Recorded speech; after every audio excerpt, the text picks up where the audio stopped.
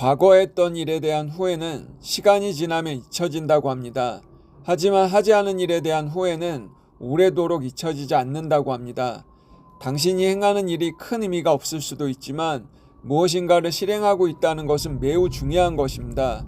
마하트마 간디의 좋은 글로 2024년 11월 투자시장 동향 이야기를 시작해 보겠습니다.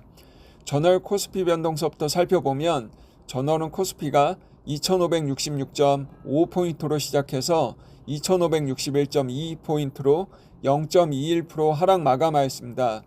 주식시장 동향을 좀 더 상세히 살펴보면 10월에 발표된 미국의 노동부 구직보고서와 소비자 신뢰지수 등 경제지표들이 엇갈리면서 글로벌 증시가 약세를 보였습니다.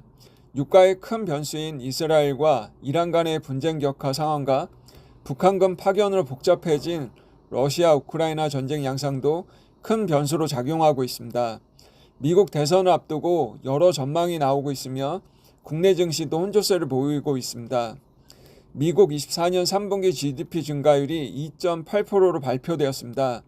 예상치 3%보다 약간 낮았습니다. 미국 기준금리는 23년 7월에 마지막으로 인상되어 5.25%에서 5.5%에 도달했고 24년 9월 18일에 4.75에서 5%로 첫 인하되었습니다.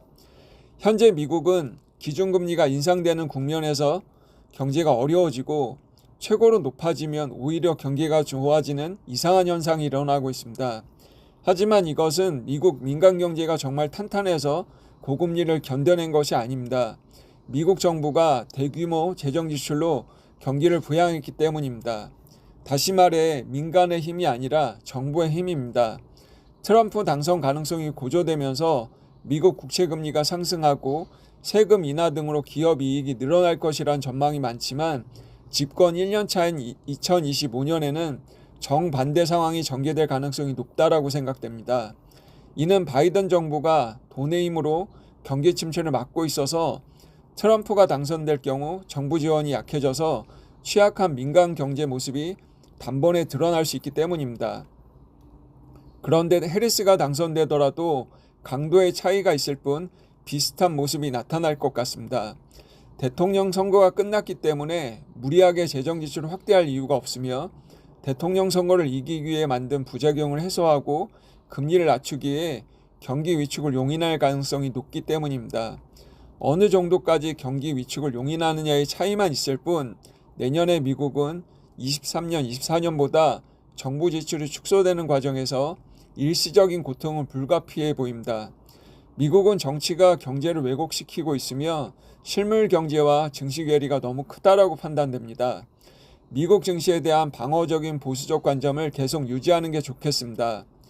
깊어가는 가을 11월이 시작되었습니다. 멋진 가을날 보내시기 바라고 우리에게 주어진 2024년 11월, 12월 행복하게 잘 마무리하시길 바라고 응원하겠습니다. 스마일머니TV의 이지원 팀장이었습니다. 감사합니다.